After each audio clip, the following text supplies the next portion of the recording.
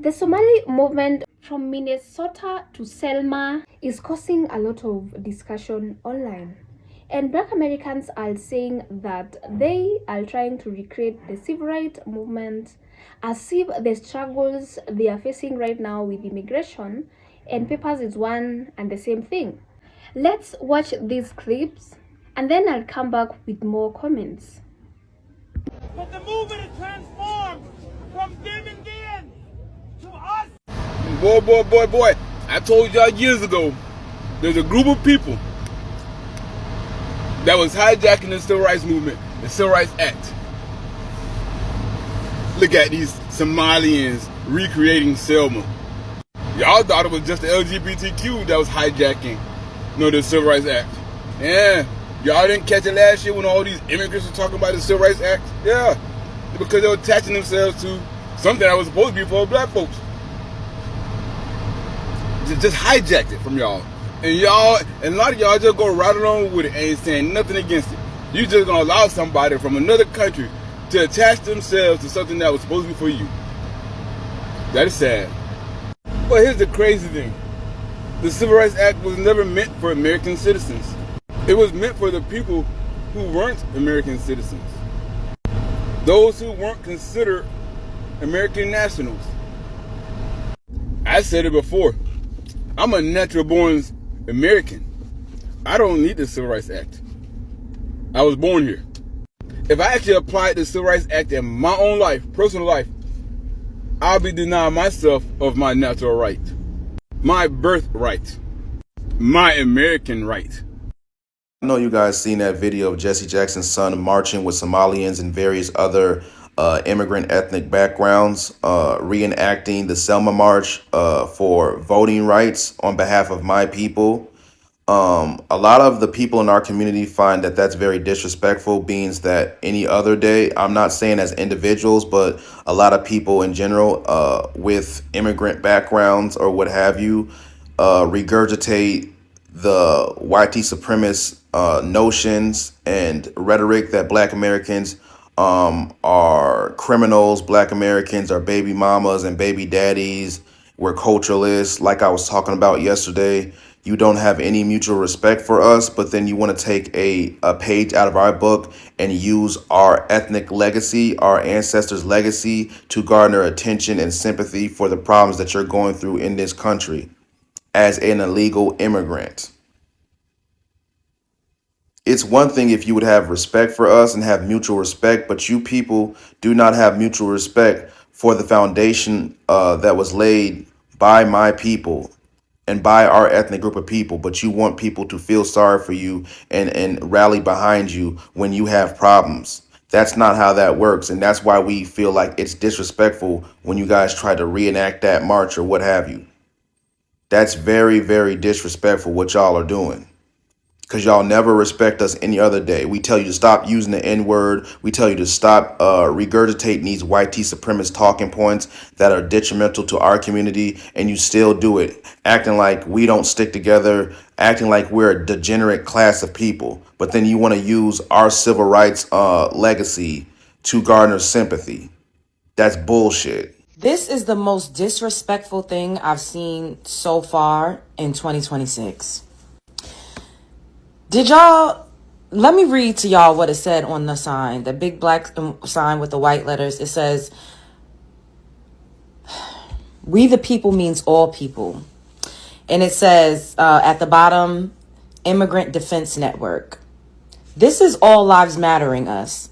And it's done at the hands of people of color and deeply melanated immigrants. The Somali community has assembled immigrants, Latinos. I've seen a few European immigrants up in there, and immigrants from all over the world to hijack the civil rights movement. If this is not utterly disrespectful, disgraceful, and dangerous to you as a Black American, then you need to wake the fuck up. This all-inclusive kumbaya, this is out the door. These people are here to replace you. They are here to replace you. Now, no one is saying that they can't stand up for themselves, but what do you mean fight for our rights and you're doing it under the guise of civil rights? Being an illegal immigrant is not adjacent, nor is it synonymous with your civil rights or your civil liberties being infringed upon. You do not have any rights in the country if you are not a United States citizen. It is a crime, hence the term illegal. Then at the bottom, it says Immigrant Defense Network. No one is doing anything to inherently harm immigrants. If you have your paperwork together, if you're not doing anything illegal, then chances are you're just living your life. And what really perturbed me the most, what really disturbed,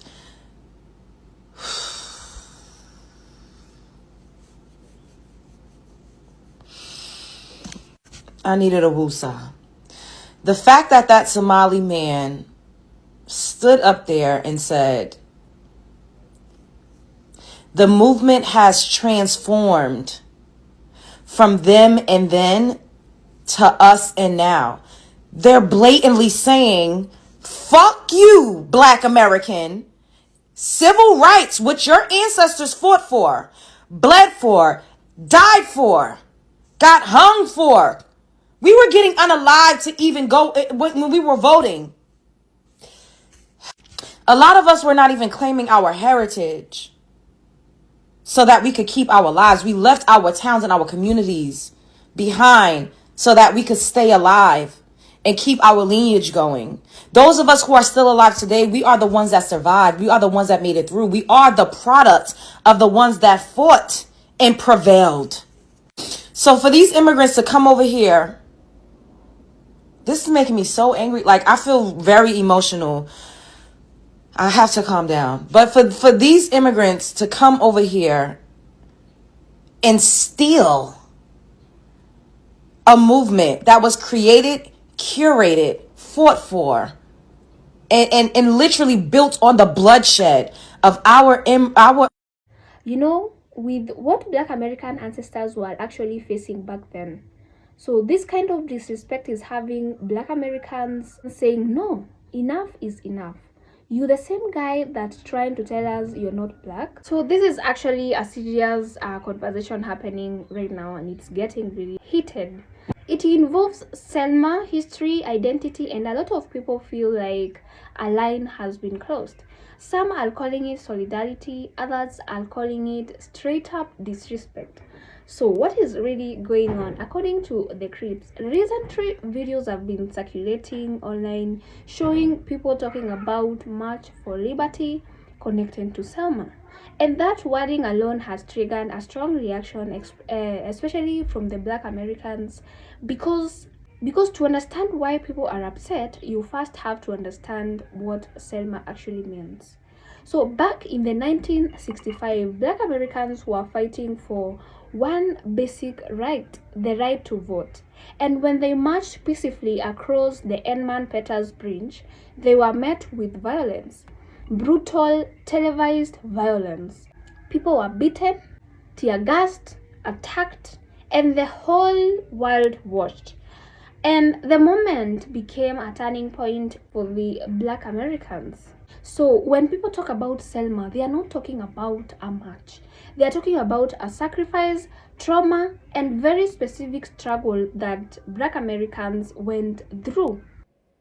FBA and the descendants of slaves. I see everybody on here pissed about these old flat-footed ass Somalians taking their musty asses down to Selma. Well, so am I. So what are we going to do about it? I've been on this app about a year and a half. The moment I hopped on here, I seen live panels, all these posts about FBA and how we going to delineate and da-da-da-da. So who's planning to march to the Office of Management? Because I'm ready. We see these groups organizing, so when are we? All this chit-chatting and yapping in these panels and making these videos, this ain't moving the needle. We need to be seen. We need national presence, just like they're doing. We need to push back on all this. Let them know we need to be a protected class. We want our lineage to be protected.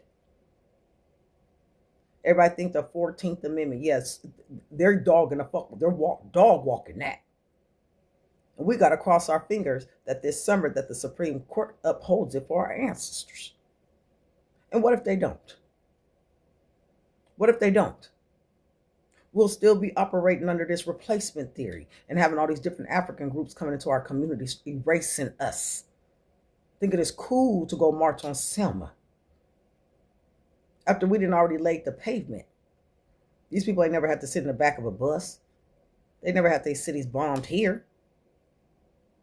They never had the dogs sicked on the hoses. Them was our ancestors and our people. And we're going to allow that to be erased by them? People that fled their homelands? No, I don't think so. So when's the march? When's the march to D.C.? Where we going to start at Philly? I mean, how we going to do it? We should do a caravan from Philly all the way to D.C. How we doing it? Then get to D.C. and march? How are we doing this? Because all that yip yapping and talking, we gotta put our money where our mouth is. We gotta be seen and heard. Otherwise, it's all for nothing. And you motherfuckers that's been online doing this for years, you're no different than the Al Sharptons or the Jesse Jacksons. If the only thing you're gonna do is sit up here and talk about it and get paid off these TikTok coins, you're not doing nothing but exploiting us too. So I'm gonna call y'all out. Because different don't mean better. So what we gonna do? I'm ready for the barbecue. I'm ready for, I'll be the one with the Shastas. I'll be with the one with the Shastas and ice. Because I ain't cooking. So how we doing this? I really want to fucking know at this point. A lot of foreigners are too loosey-goose at the mouth and really don't understand how this country works. Like, you can't go around saying stuff like, I'm gonna take over, this is my country, this is my land, I'm gonna take over, we gonna take over, you can't say that here. You can't say that here. Like this, like in Dearborn, where they're talking about death to America, or, you know, people talking about taking over, and anytime you use these types of words, you asking for trouble. You asking for a target on your back, okay?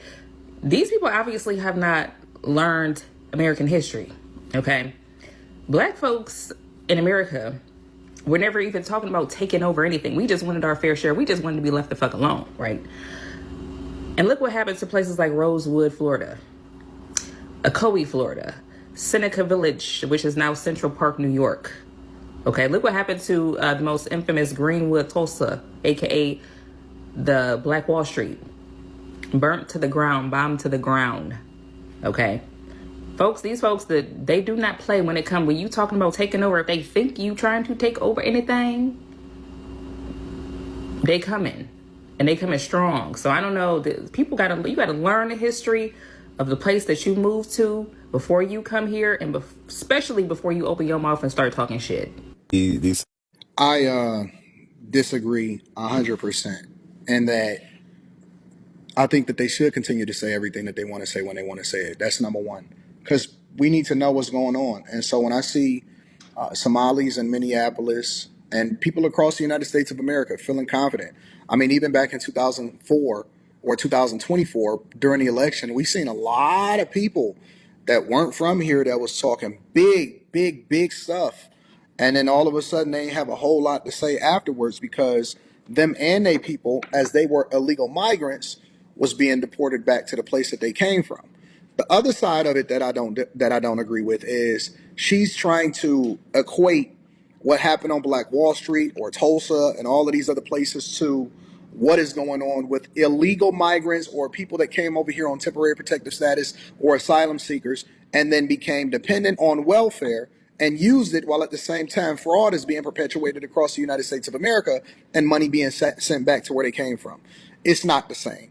It's a difference between the transatlantic slave trade, where people didn't ask to be here, and birthright citizenship being granted to them, versus birthright citizenship being granted to people that came over here illegally and had a child and thought that they were supposed to get the same rights.